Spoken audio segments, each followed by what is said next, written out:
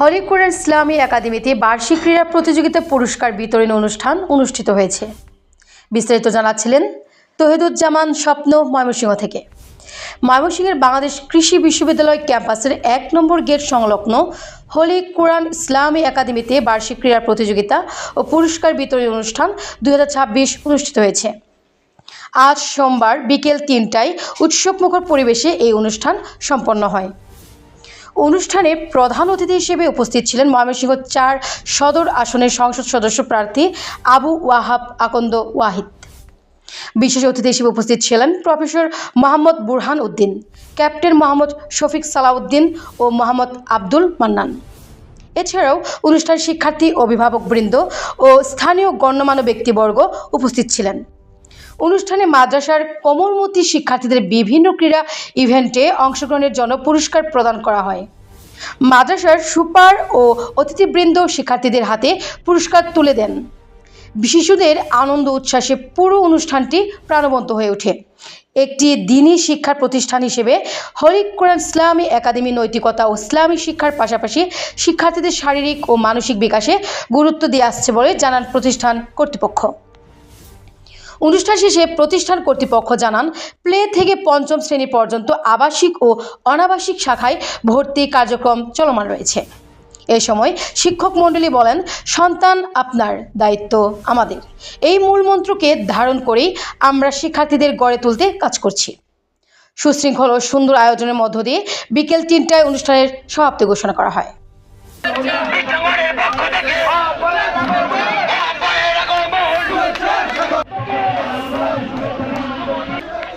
বাবুরা বসে যাও, বাবুরা বসে যাও, বাবুরা বসে যাও।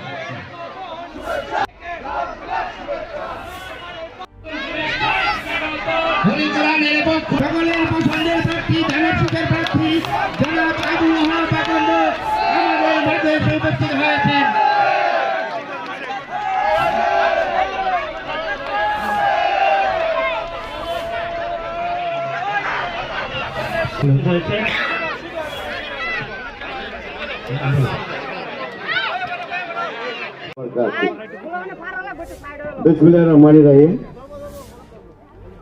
আমি প্রথমে সকলের কাছে ক্ষমা চাই সময় মতো না আসার কারণে। আরো কয়েকটি জায়গায় রহমতে আমি আল্লাহ পাকের কাছে শুকরান আদায় করি। আমরা বলি সবাই আলহামদুলিল্লাহ। উপস্থিত শ্রদ্ধেয় শিক্ষক ডক্টর বুরহান ভাই সহ যারা এই স্থানীয় নেতৃবৃন্দ, আপনাদের সমস্যা, আপনাদের প্রয়োজনীয় যে ব্যাপারগুলো আছে জেনে আগামী দিনে বিএনপি যদি রাষ্ট্র পরিচালনা করে গেছে, সেই রাষ্ট্রকে বিনির্মাণের জন্য জনাব তারেক রহমানের নেতৃত্বে আমরা চেষ্টা করবো ইনশাআল্লাহ। ভাইয়েরা, ২.৫ লক্ষ মা বোনের ইজ্জত নিয়েছে, যারা যাদের সহযোগিতার স্বাধীনতা ছিনিয়ে এনেছে তাদেরকে ভোট দিবেন। আপনাদের মা বোনদের সকলের কাছে বিচার দিয়ে গেলাম বিবেকের কাছে।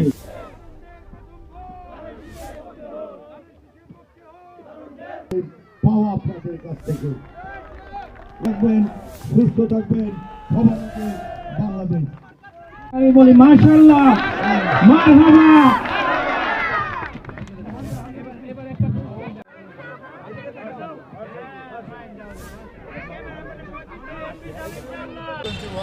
ধন্যবাদ জানাচ্ছি।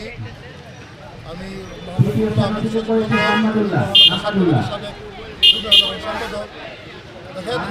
17 বছর পর অবাধ, সুষ্ঠু ও নিরপেক্ষ নির্বাচনের মধ্য দিয়ে আগামী 12 তারিখ নির্বাচন যাচ্ছে।